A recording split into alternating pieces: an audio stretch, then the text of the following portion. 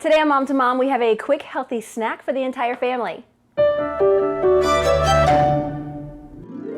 Today, we are making banana yogurt bites. My kids absolutely love anything and everything bananas, so I always try to find different types of recipes that are a little bit on the healthier side so they'll eat them and enjoy it at the same time. But these are great for little ones to eat as well. So what you need are some bananas, some chia seeds, which is really good fiber, and some Greek yogurt. I like the vanilla kind just because it gives a little bit more flavor, and some nut butter. You can use almond butter or sunflower butter.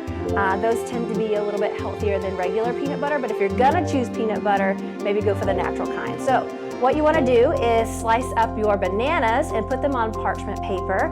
Once you have them on parchment paper, you're going to take like a cup or a spoon and kind of mash down the banana where it's a little bit kind of like a banana chip.